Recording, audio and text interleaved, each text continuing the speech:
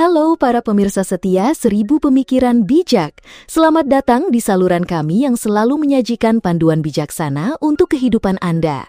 Hari ini kita akan membahas sebuah topik yang sangat dekat dengan kita semua, yaitu masa tua. Banyak dari kita memandang pensiun sebagai kesempatan emas untuk menikmati hidup, bukan? Setelah bertahun-tahun bekerja keras dan berjuang, kita tentu ingin meraih kebahagiaan dan kemandirian di usia senja. Oleh karena itu, mari kita bersama-sama menentukan bagaimana sisa hidup kita akan berjalan, menjaga kesehatan fisik dan mental, serta tidak membiarkan harapan orang lain yang membentuknya. Namun, seiring bertambahnya usia, menjaga hubungan, terutama dengan anak-anak, menjadi semakin penting. Seringkali, interaksi yang terlalu intens justru bisa memicu konflik dan membuat suasana keluarga tegang. Nah, bagi kita yang sudah menginjak usia senja dan anak-anak sudah dewasa, mari kita bersikap lebih bijaksana. Kita perlu membangun fondasi hubungan yang kuat, menciptakan kebahagiaan, dan menghindari perselisihan. Jangan sampai kita menjadi beban bagi anak-anak kita. Oleh karena itu, ada 4 hal yang sebaiknya kita hindari.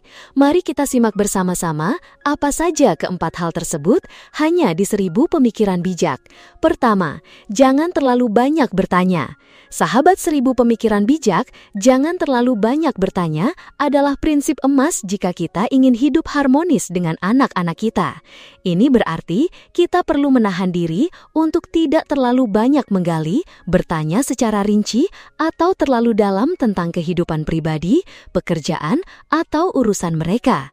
Menjaga jarak yang tepat dan menghormati privasi anak akan menumbuhkan rasa percaya sekaligus menjamin kemandirian bagi kedua belah pihak. Terkadang, niat baik kita sebagai orang tua bisa disalahpahami oleh anak sebagai campur tangan yang mengganggu atau bahkan membuat mereka tidak nyaman.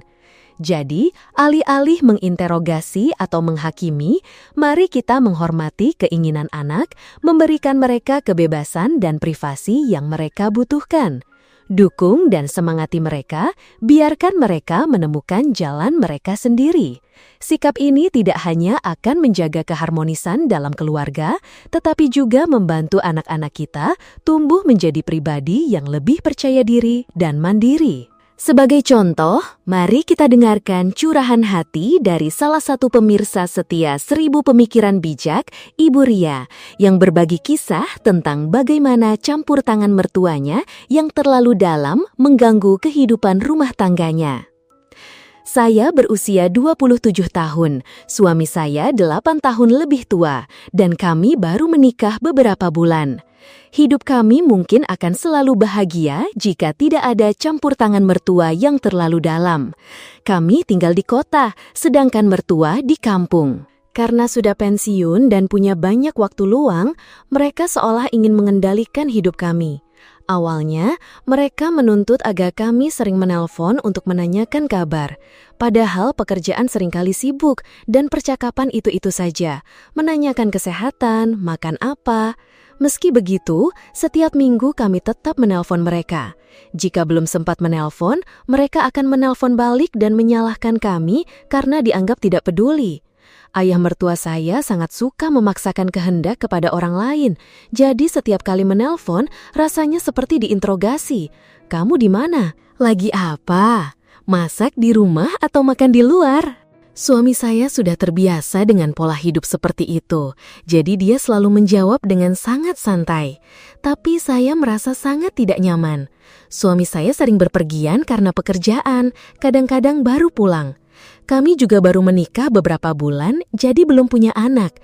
Meskipun begitu, mertua sudah beberapa kali mengingatkan kami untuk segera memeriksakan diri ke dokter. Suami saya bekerja proyek, jadi pola makannya tidak teratur dan kesehatannya terganggu.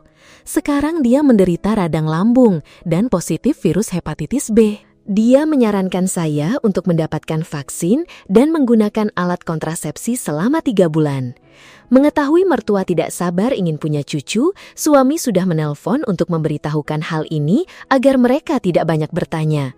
Tetapi ibu mertua sepertinya tidak senang. Setelah itu, ada rangkaian hari-hari di mana mertua menguliai saya tentang urusan ritual atau ibadah di rumah pribadi kami. Saya selalu melakukannya secara teratur dan lengkap, membersihkan altar dengan baik.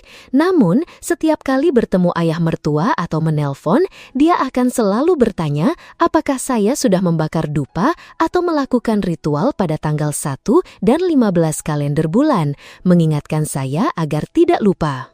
Awalnya, saya menjawab dengan lembut, tetapi setelah berkali-kali ayah bertanya begitu, saya merasa tidak nyaman dan dengan tegas mengatakan kepadanya, "Ayah, tidak perlu mengingatkan saya lagi tentang itu. Saya selalu ingat dan melakukannya dengan lengkap." Saya pikir beliau sudah mengerti, tetapi malam itu suami saya menelpon dan ayah mertua kembali mengingatkan suami untuk mengingatkan istrinya yang membuat saya merasa tidak dipercaya. Akhir pekan lalu, kami pergi jalan-jalan dan mertua mengetahuinya. Keesokan harinya, mereka menelepon saya dan menguliahi saya.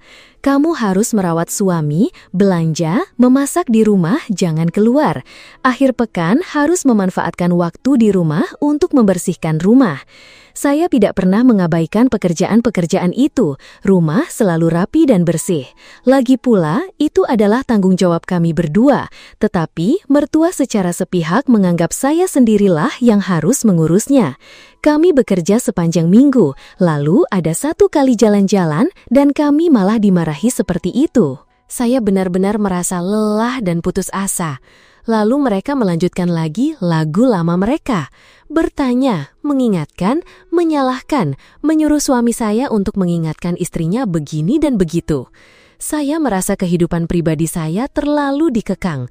Suami saya tahu, dia juga mengerti, dan dia berbagi pekerjaan rumah dengan saya. Tetapi dia tidak pernah berani dengan tegas mengatakan kepada orang tuanya, "Kami sudah dewasa dan punya kehidupan sendiri. Ayah dan ibu jangan terlalu banyak ikut campur." Kami sering bertengkar karena sifat suami yang tidak tegas ini. Dia selalu bilang, "Memang sudah begitu sifat ayah dan ibu, percuma saja dibilangin, nanti malah membuat mereka sedih." Saat ini saya merasa sangat stres dan lelah. Suami saya tidak berani membela pendiriannya sendiri. Kadang saya berpikir, saya tidak ingin melanjutkan kehidupan pernikahan ini lagi. Semoga teman-teman bisa memberikan saran kepada saya. Kedua, jangan berbagi harta terlalu dini. Ingatlah saudara-saudaraku, saat kita memasuki hari-hari terakhir kehidupan ini, kita perlu belajar untuk menyediakan jalan keluar bagi diri sendiri. Harta benda Anda adalah bekal penting untuk menikmati masa tua. Para lansia tidak boleh menyerahkan seluruh hartanya kepada anak-anak sebelum mereka meninggal dunia.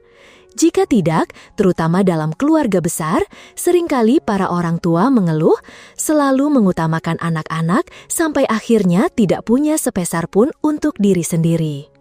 Suami saya meninggal 2 tahun yang lalu. Setelah kepergiannya, anak-anak mendesak saya untuk tinggal bersama putra sulung saya. Mereka khawatir saya akan kesepian dan terpikir hal-hal yang tidak-tidak jika sendirian. Saya masih ragu-ragu dan belum setuju ketika tiba-tiba putra saya mengalami masalah bisnis, berutang banyak kepada orang lain, dan rumah tangganya terus-menerus cekcok karena uang. Saat itu, daerah tempat tinggal saya sedang dalam tahap pembebasan lahan untuk pembangunan jalan. Rumah saya yang tadinya di gang kecil, kini menjadi di pinggir jalan utama dan nilai propertinya melonjak drastis. Ada orang yang mendekati saya untuk membeli rumah, jadi saya langsung setuju. Uang hasil penjualan rumah itu berjumlah 10 miliar rupiah. Saya membagikan masing-masing 4 miliar kepada kedua anak saya dan menyisakan 2 miliar untuk saya tabung sebagai bekal di hari tua. Setelah itu, saya pindah dan tinggal bersama putra sulung saya. Pada awalnya, segala sesuatunya berjalan sangat baik. Kehidupan sehari-hari dan hubungan kami sebagai ibu dan anak terasa hangat. Namun perlahan, hubungan kami mulai memburuk. Putra saya berutang 4 miliar untuk membayar bank, tetapi utang bunga di luar masih ada lebih dari 2 miliar. Menantu saya dengan manisnya membujuk saya untuk meminjamkan sisa uang tabungan saya, berjanji akan mengembalikannya penuh dalam 2 tahun. Saya cukup ragu-ragu karena uang itu saya sisihkan untuk saat saya sakit atau sudah terlalu tua agar tidak merepotkan anak-anak. Selama menantu saya membujuk untuk meminjam uang, dia sangat berbakti, merawat saya dengan sepenuh hati. Setiap kali makan, dia membawakan makanan ke kamar saya, selalu dengan hidangan lezat dan buah-buahan segar. Ketika saya setuju untuk meminjamkan, tetapi hanya setengahnya, menantu saya langsung menunjukkan sikap kesal, menyalahkan saya karena terlalu pelit. Saya sedih mendengar perkataan menantu saya, lalu saya curhat kepada putra saya. Putra saya tidak memberikan kata-kata penghiburan sama sekali. Malah, dia balik memarahi saya. Ibu pasti melakukan sesuatu yang keterlaluan sampai istriku berbicara seperti itu. Sekarang, ibu mengeluh hanya membuatku semakin lelah. Masalah pekerjaanku sudah sangat buntu. Saya melihat putra saya membela istrinya, jadi saya hanya bisa diam memendam kesedihan sendirian.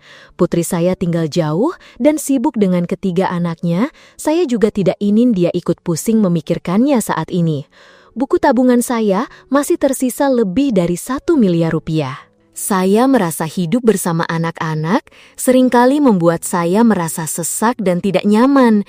Jadi, saya berniat mencari panti jompo berkualitas baik untuk menghabiskan sisa hidup saya. Melalui seorang kenalan, saya menemukan panti jompo yang sesuai dengan keinginan saya. Saya mengadakan rapat keluarga untuk membicarakan hal ini dengan anak-anak, tetapi mereka menolak keras. Anak-anak mengatakan bahwa saya akan mempermalukan mereka, bahwa kerabat akan menganggap mereka anak durhaka jika tahu. Hubungan saya dengan menantu perempuan semakin hari semakin buruk. Gesekan sehari-hari membuat kami berdua tidak bisa menemukan titik temu. Saya sangat sedih, jadi saya membeli bahan makanan sendiri dan memasak terpisah. Situasi utang putra saya semakin memburuk. Penagih utang datang ke rumah sepanjang hari. Putra saya terlihat pucat, tidak mau makan minum, hanya berbaring dan merokok. Saya kasihan melihatnya, jadi saya menarik semua uang yang tersisa untuk membantunya melunasi utang. Berkat itu, tekanan putra saya berkurang dan dia memiliki waktu untuk bangkit kembali dalam bisnisnya. Putra saya memang menyediakan makanan untuk saya, tetapi untuk keperluan sosial seperti acara duka, pernikahan, atau kegiatan klub lansia, dia tidak memberikannya. Saya berkata kepada putra saya, "Dulu ibu punya 2 miliar. 1 miliar ibu pinjamkan kepadamu, dan 1 miliar yang baru-baru ini ibu bayarkan untuk utangmu, anggap saja itu ibu berikan. Sekarang, setiap bulan tolong berikan ibu beberapa juta rupiah untuk keperluan ibu karena ibu tidak punya pensiun." Tak disangka, putra saya malah membentak saya. "Ibu sudah tua, untuk apa banyak uang? Di rumah hanya makan dan tidur saja sudah banyak tingkah. Ibu bergantung pada kami berdua, jadi jangan banyak menuntut. 1 miliar yang ibu pinjamkan akan kukembalikan kalau sudah ada." Saya mendengar perkataan putra saya dan merasa sangat terpukul. Dari orang yang punya uang dan harta, karena rasa sayang pada anak, kini saya tidak punya apa-apa, bahkan dicap sebagai beban saudara-saudaraku. Orang bijaksana hanya akan menyerahkan harta kepada anak-anak pada saat mereka sudah diambang pintu kematian. Hal ini tidak hanya menghindari resiko harta benda dihambur-hamburkan oleh anak-anak, tetapi juga memastikan Anda memiliki kemampuan untuk membayar biaya layanan pensiun jika anak-anak tidak berbakti. Hanya ketika orang tua menjaga harta di tangan mereka, anak-anak akan menghormati. Terutama dalam keluarga besar, orang tua sering berkata, selalu mengutamakan anak-anak sampai akhirnya tidak punya sepeser pun untuk diri sendiri. Ketiga, jangan berharap berlebihan. Tahun ini, Ibu Siti baru saja menginjak usia 70 tahun. Meskipun baru berusia 70, banyak orang mengira beliau hampir 80 tahun karena penampilannya yang kurus dan ringkih. Pernah ada masa di mana beliau tinggal bersama putra bungsunya, membantu pekerjaan rumah dan merawat cucu-cucu. Namun karena tidak cocok dengan sang menantu, setelah 3 tahun, beliau memutuskan untuk kembali dan tinggal di rumah lamanya, tempat dulu beliau dan suaminya tinggal. Awalnya anak-anak menasihati dan melarang, khawatir akan kondisi ibu mereka yang tua dan sendirian. Mereka cemas jika beliau sakit di masa tua yang rentan, tidak akan ada yang merawat. Ibu Siti juga pernah merasa takut akan hal itu. Tapi mau sampai kapan terus-menerus takut? Orang tua pasti akan mengalami berbagai kondisi. Tidak ada yang bisa meramalkan apa yang akan terjadi. Ibu Siti juga pernah merasa takut akan hal itu. Tapi mau sampai kapan terus-menerus takut? Orang tua pasti akan mengalami berbagai kondisi. Tidak ada yang bisa meramalkan apa yang akan terjadi. Jika terjadi sesuatu yang buruk padanya, beliau tidak akan menyalahkan siapapun. Dahulu kala, nenek ini sangat bangga dengan ketiga putranya dan seorang putrinya. Ia dan suaminya menghabiskan banyak uang untuk usaha anak-anak, selalu melindungi mereka. Cukup anak-anaknya bicara, nenek akan mengerahkan seluruh tenaganya untuk mereka. Putrinya memang sedikit kurang beruntung, tapi saat menikah, nenek memberinya banyak mas kawin sebagai ganti rugi. Semua harapan nenek tertumpu pada ketiga putranya. Namun, nasibnya tidak begitu baik. Putra sulungnya menikah, kemudian usahanya bangkrut dan bercerai. Karena kasihan, nenek memberikan semua tabungannya kepada putranya untuk memulai usaha lagi dan melunasi utang. Tapi, kebiasaan buruknya tak berubah. Uang itu tidak kembali, malah menanggung utang lain. Kemudian, putranya mulai bekerja sebagai buruh pabrik dengan gaji pas-pasan. Berkali-kali putranya meminta nenek untuk meminjamkan uang, tapi nenek sudah tidak berdaya. Putra kedua nenek tidak bangkrut dalam usaha, tapi kalah judi. Saat itu, melihat anaknya kesusahan mencari pinjaman kemana-mana untuk melunasi utang, nenek menjual sebidang kebun kecilnya untuk membantu sang anak. Anak-anak yang lain sangat iri, tapi tidak berani berkata apa-apa. Setelah suaminya meninggal, nenek memilih tinggal bersama putra bungsunya karena ia yang paling berkecukupan dan tinggal di tanah peninggalan nenek dan suaminya dulu. Nenek juga mengalihkan kepemilikan tanah itu kepada putra bungsunya agar anak-anak yang lain tidak iri karena nenek telah menjual tanah dan uang tabungannya untuk membantu kedua kakaknya. Setelah pensiun, nenek mengira akan hidup tenang, tapi ia malah harus bolak-balik dari satu rumah ke rumah lain untuk mengurus cucu-cucunya. Tinggal bersama putra bungsu, nenek sibuk membersihkan rumah, mengasuh cucu, mengantar jemput cucu sekolah, tak ubahnya seperti seorang asisten rumah tangga. Sejak nenek pindah dan hidup sendiri, ia merasa jauh lebih bebas dan mandiri. Nenek menanam sayuran, memelihara ayam, memanfaatkan hasil kebun untuk memenuhi kebutuhannya sendiri. Anak dan cucunya sesekali datang menjenguk. Nenek kira masa tuanya akan damai sejak saat itu. Tapi, ia terus-menerus menerima telepon dari anak-anaknya yang meminta pinjaman uang. Jika satu diberi pinjaman, yang lain merasa iri. Katanya meminjam, tapi tak sepeser pun uang itu kembali ke tangan nenek. Anak-anaknya memang belum benar-benar dewasa, belum juga serius dalam berusaha. Ada kalanya nenek berencana menjual sisa tanahnya untuk dibagi rata kepada anak-anaknya, tapi kerabatnya mencegah. Anak-anak yang tidak dewasa, yang gagal berjudi lalu bergantung pada orang tua, akan selamanya jalan di tempat. Ibu harus membiarkan mereka mandiri, berdiri di atas kaki sendiri. Jangan terus-menerus melindungi mereka seperti itu, kata tetangga yang menyadarkan nenek. Suatu kali, ketika nenek sakit parah dan terbaring tak berdaya, barulah ia menyadari selama ini ia terlalu memanjakan mereka.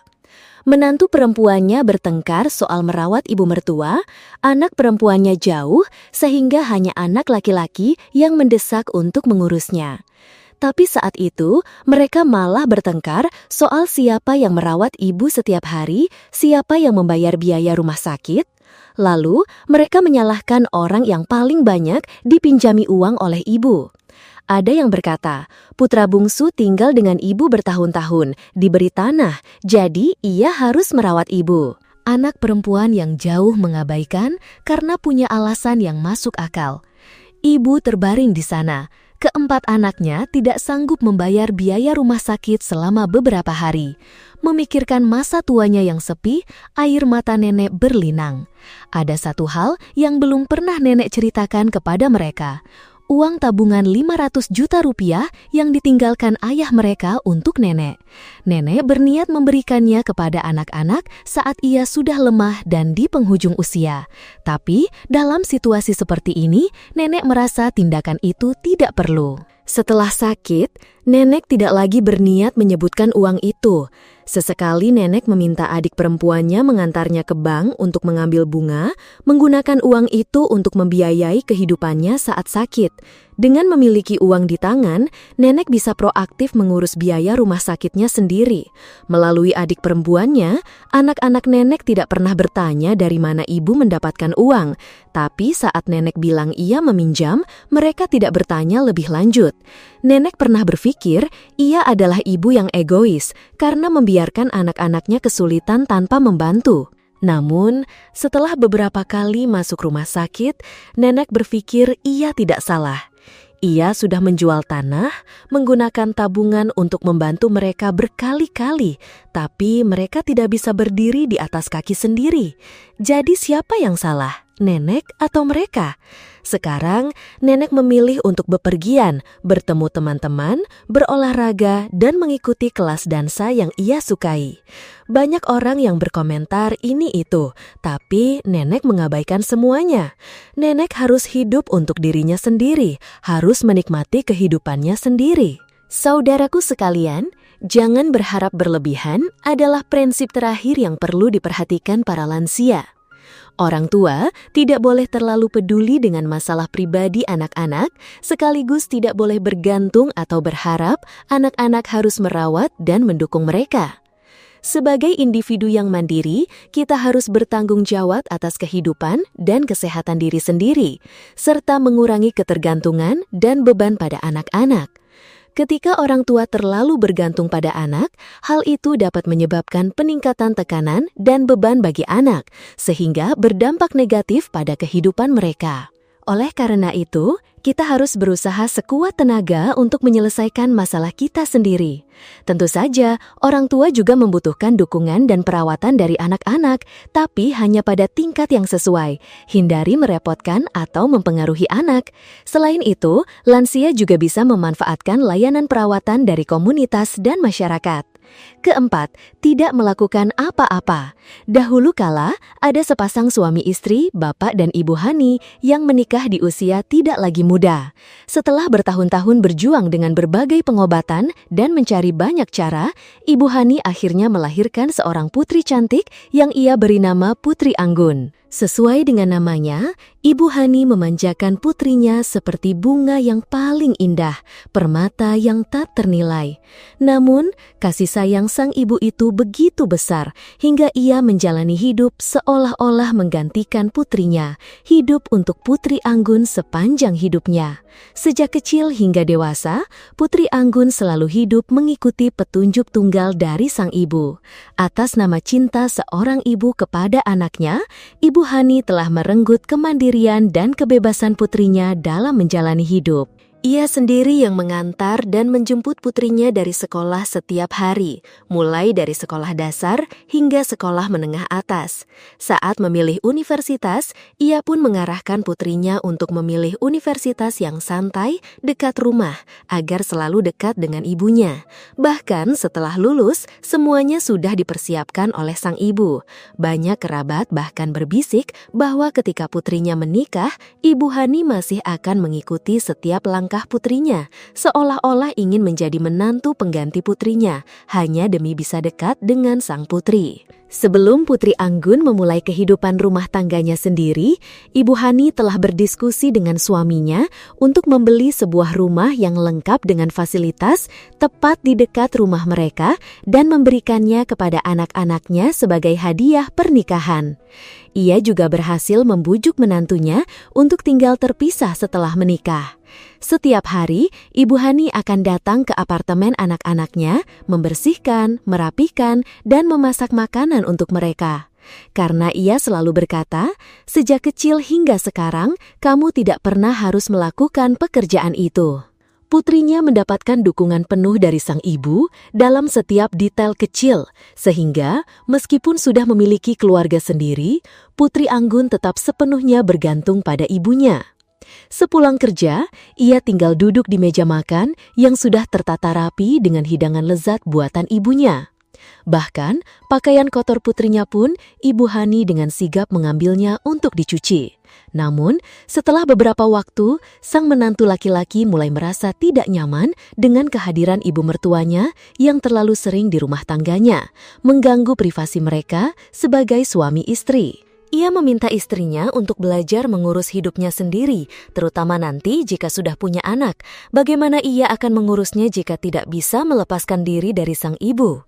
Ia bahkan bertemu dan berbicara dengan ibu mertuanya agar ia dan istrinya bisa mengurus kehidupan mereka sendiri. Putri Anggun karena membela ibunya dan sudah terlalu terbiasa dengan bantuan sang ibu, tidak menyetujui suaminya. Sejak saat itu, mulai timbul konflik antara suami istri tersebut. Ketika Ibu Hani tidak bisa lagi secara langsung membantu mengurus pekerjaan rumah tangga putrinya, ia pun mengirimkan asisten rumah tangganya ke rumah sang putri. Setiap kali putrinya harus pulang ke rumah mertua suaminya, Ibu Hani akan ikut mengantar asisten rumah tangga tersebut untuk membantu putrinya membersihkan dan memasak. Bahkan, setiap kali ada hari raya atau perayaan, ia sudah menyiapkan setiap hadiah untuk anggota keluarga mertua agar putrinya disukai semua orang. Kapanpun putrinya akan berkunjung ke rumah mertua, Ibu Hani selalu menelpon besan-besannya terlebih dahulu, mengatakan dengan halus agar mereka memaklumi putrinya yang kurang terampil dalam urusan rumah tangga. Keluarga besan awalnya masih menghormati, namun seiring waktu, mereka mulai merasa risih dengan campur tangan Ibu Hani. Kebahagiaan putrinya pun menjadi goyah karenanya, membuat Ibu Hani merasa sedih dan gelisah di dalam hatinya. Ibu Hani kemudian menceritakan masalah keluarganya kepada Ibu Siti, seorang penengah di lingkungan mereka, dan meminta bantuannya. Setelah mendengarkan ceritanya, Ibu Siti menganalisis dan membantu Ibu Hani menyadari bahwa ia telah terlalu mendominasi kehidupan pribadi anak-anaknya. Prinsip-prinsip dalam berkeluarga mengajarkan bahwa orang tua memiliki kewajiban dan hak untuk mencintai, mengawasi, membesarkan, merawat, dan melindungi hak serta kepentingan sah anak-anak, namun juga perlu menghormati pendapat anak agar mereka dapat berkembang secara sehat secara fisik, intelektual, dan moral, menjadi anak yang berbakti kepada keluarga dan warga negara yang berguna bagi masyarakat. Cinta dan perhatian orang tua kepada anak-anak adalah hal yang sangat berharga. Namun, cara Ibu Hani mencintai putrinya adalah cara yang kurang tepat. Ia mencintai putrinya hingga tidak mau mengembalikan kehidupan mandiri putrinya, seolah-olah ia menjalani hidup untuk putrinya. Pada titik tertentu, anak-anak perlu menjalani hidup mereka sendiri agar bisa benar-benar dewasa. Mencintai anak, alih-alih selalu menahan anak di dekat kita atau hidup menggantikan mereka, setiap ayah dan ibu seharusnya mengajar dan melatih anak sejak kecil agar mereka bisa mandiri dalam hidup dan berjalan dengan kaki mereka sendiri. Dengan begitu, di hadapan kesulitan dan badai kehidupan, anak-anak baru bisa menghadapinya. Ibu Siti juga menemui suami Putri Anggun untuk menjelaskan agar ia bisa memahami ibu mertuanya. Karena kesulitan memiliki anak, ibu mertuanya telah memanjakan putrinya secara berlebihan sejak kecil. Ia menjadikan perhatian dan perawatan kepada putrinya sebagai sumber kebahagiaan dan sukacitanya. Meskipun campur tangannya yang terlalu dalam kehidupan rumah tangga mereka mungkin membuat sang menantu merasa privasinya terganggu, namun hal itu murni berasal dari kasih sayang sang ibu kepada putrinya. Berkat penjelasan Ibu Siti yang logis dan penuh empati, Ibu Hani pun perlahan-lahan mulai mengubah cara ia mencurahkan perhatian kepada putrinya. Pada akhir pekan, Ibu Hani meminta putrinya untuk datang dan bermain di rumahnya. Namun alih-alih melayani, ia membimbing putrinya melakukan pekerjaan dapur dan tugas-tugas rumah tangga lainnya, agar putrinya perlahan-lahan terampil dalam mengelola rumah tangganya sendiri. Saudaraku, salah satu cara untuk bergaul harmonis dengan anak-anak adalah dengan tidak melakukan apa-apa. Ini berarti para lansia sebaiknya tidak terlalu campur tangan dalam kehidupan pribadi, keputusan, rencana, atau urusan rumah tangga anak-anak mereka.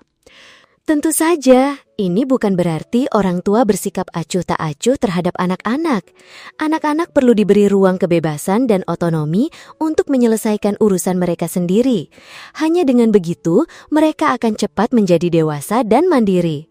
Ketika orang tua mencoba mengendalikan kehidupan anak-anak secara berlebihan, hal itu pasti akan menimbulkan konflik dan gesekan. Sekalipun niatnya baik, anak-anak tetap akan menganggapnya sebagai campur tangan yang tidak semestinya.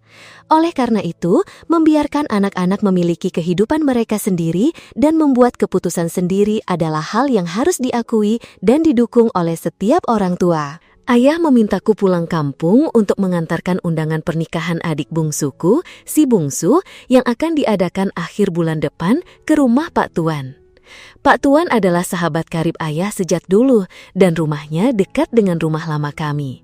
Jadi, aku punya kesempatan untuk menuntaskan urusan keluarga sekaligus mampir minum kopi dengan teman-teman SMA kala itu. Ayahku mengajar di desa, tak lama kemudian pindah ke ibu kota provinsi untuk menjadi pejabat dinas. Lalu, kami kakak beradik satu persatu juga pergi ke sana untuk kuliah. Sehingga orang tua memutuskan untuk menjual rumah di desa guna membeli tanah dan menetap. Kampung halaman hanya berjarak sekitar 40 km dari tempat tinggal kami sekarang, tetapi kami jarang sekali mengunjunginya. Saudara dan kerabat pun tidak banyak yang tersisa, jadi ayah hanya pulang untuk acara peringatan kematian keluarga dan langsung kembali di hari yang sama.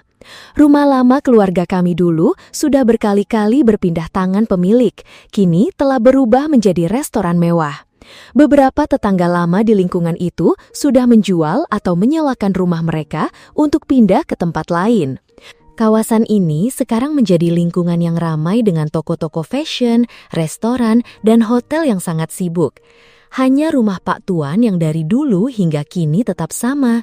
Rumah itu berarsitektur kuno dengan warna cat yang pudar kekuningan seperti warna daun gugur, tenggelam di antara hijaunya taman, tak jauh berbeda dari puluhan tahun yang lalu. Padahal, seluruh lingkungan itu sudah mengalami begitu banyak perubahan. Teman-teman lama, berkat ledakan pariwisata, kini telah menjadi pengusaha bar, restoran, dan hotel. Paling tidak, mereka adalah pemilik toko atau bisnis lainnya. Duduk di kedai kopi, Rizal, pemilik rantai restoran dan tetangga lama kami, berkata, "Seandainya rumah kalian dulu tidak dijual terlalu cepat untuk pindah ke kota, sekarang harganya bisa puluhan miliar rupiah. Apa-apalah, seperti rumahmu yang sekarang, mungkin bisa membeli beberapa rumah seperti itu." Aku mendengarnya dan merasa sedikit menyesal. Dulu ayahku menjual seluruh tanah dan rumah itu hanya dengan sejumlah besar emas. Sebidang tanah yang begitu luas di kampungku ditukar dengan sebuah rumah mungil di kota. Tapi bagaimanapun juga, aku menghibur diri. Setidaknya, itu dekat dengan tempat kerja ayahku saat masih menjabat. Dan kami kakak beradik punya kondisi yang lebih baik untuk sekolah. Keputusan bijak beliaulah yang membuat kami, kakak beradik, sangat terbantu dalam belajar dan bekerja di kemudian hari. Kakak perempuanku lulus dari Universitas Ekonomi dan berkesempatan melanjutkan pendidikan, kini bekerja di sebuah perusahaan multinasional. Adik bungsuku bahkan mendapat pendidikan yang lebih tinggi, sekarang sudah bergelar doktor, bekerja dan tinggal di luar negeri. Sedangkan aku juga dididik dengan baik oleh keluarga, kini mengajar di sebuah universitas dekat rumah. Secara keseluruhan, tidak ada banyak yang disesali, kira-kira seperti itu sudah cukup baik. Berbicara tentang tanah dan rumah yang penuh gejolak, aku teringat Pak Tuan dan bertanya kepada Rizal, "Kau masih ingat rumah Pak Tuan yang bersebelahan dengan rumah lama kita, kan?" "Oh, Pak Tuan yang agak aneh itu? Mengapa kau memanggilnya aneh? Aku baru bertemu pagi ini dan mengobrol dengannya. Beliau menanyakan kabar keluargaku dengan sangat perhatian. Bahkan berjanji akan menghadiri pernikahan si bungsu dan menjenguk ayahku nanti." Maksudku aneh dalam hal lain, soal tanah dan rumah itu. Di lingkungan lama kita, semua orang menjual atau menyewakan untuk mencari penghasilan. Tapi beliau tetap mempertahankan sebidang tanah yang luas dan rumah tua reyot itu. Jika sekarang beliau menjualnya, setidaknya akan mendapatkan miliaran rupiah. Paling tidak, jika disewakan sebagai tempat usaha, setiap bulan bisa mendapatkan ratusan juta rupiah. Tapi beliau tetap bersikeras mempertahankannya, tidak mau menjual atau menyewakan. Aku hanya tahu Pak Tuan ahli dalam menulis dan memiliki keahlian mengukir kaligrafi dan pantun. Jika ada acara tertentu, orang-orang yang mengetahui reputasinya sering datang ke kiosnya untuk meminta nasihat atau meminta tulisan kaligrafi. Tingkat penguasaan aksara Hannom Liau sangatlah tinggi. Ayahku dulu, saat masih menjadi guru sastra di desa, juga sering mengundang beliau meminta bantuannya untuk menjelaskan beberapa puisi dinasti Tang agar bisa dipahami secara mendalam dan halus sebelum mengajar murid-muridnya.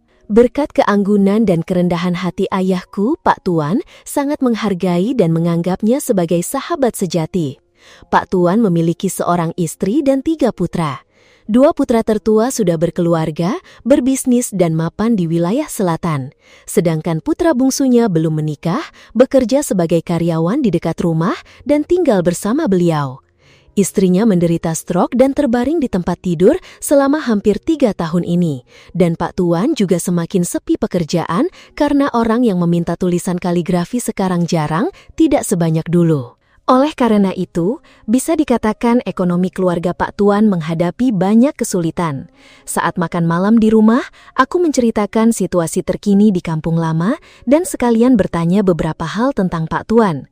Mengapa Pak Tuan hidup susah begitu, tapi tidak mau menjual tanah atau menyewakan lahannya untuk mencukupi kebutuhan? "Nak, tidak bisa dijual karena banyak sekali alasannya," ayahku merenung lalu bercerita. Orang tua Pak Tuan punya 8 anak, adik-adiknya semua sudah berkeluarga dan tinggal terpisah di luar. Pak Tuan adalah anak sulung, ia ahli huruf Tionghoa dan memahami adat istiadat leluhur, sehingga orang tuanya mempercayakannya untuk tinggal di rumah warisan leluhur. Ia bertugas merawat orang tua di masa tua mereka yang lemah, dan juga bertanggung jawab merawat makam serta memimpin upacara adat. Mutlak tidak boleh dijual. Namun ketika orang tuanya meninggal, di antara adik-adik Pak Tuan, ada keluarga Pak Viko dan Pak Harun yang usahanya gagal, terjerat banyak utang, dan anak-anaknya kecanduan judi bola sehingga mereka tidak punya rumah lagi.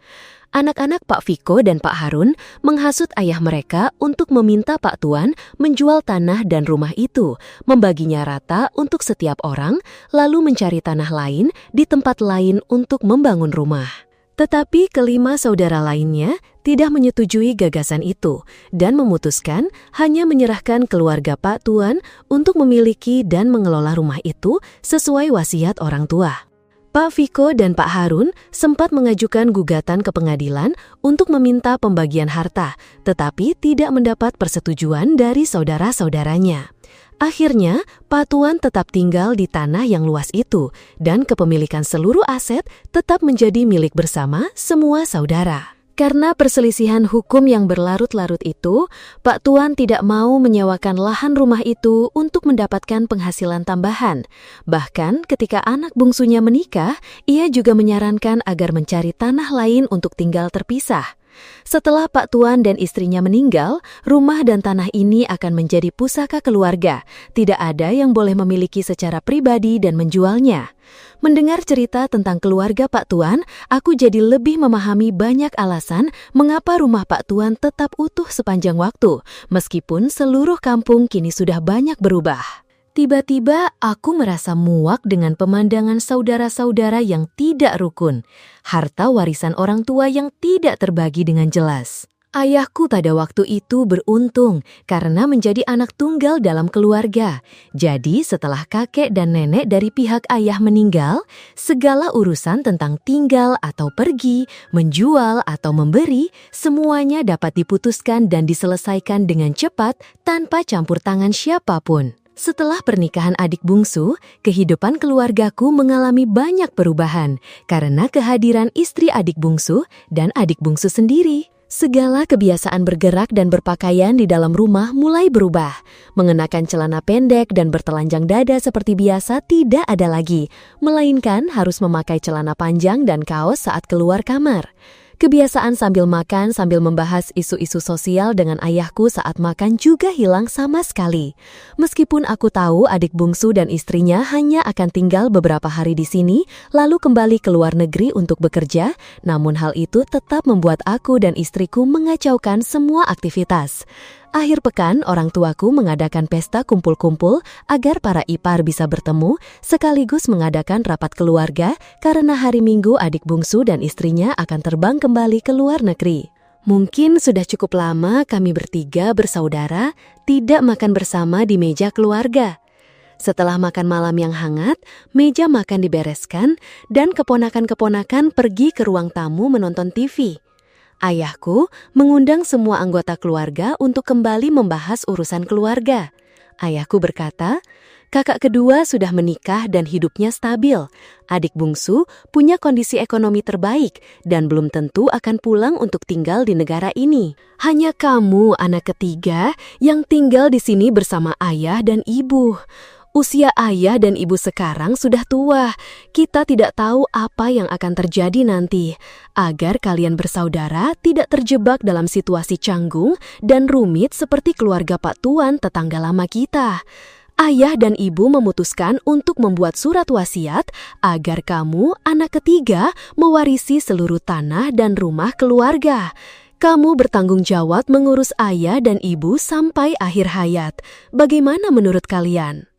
Seketika, seluruh suasana keluarga menjadi hening dan hikmat.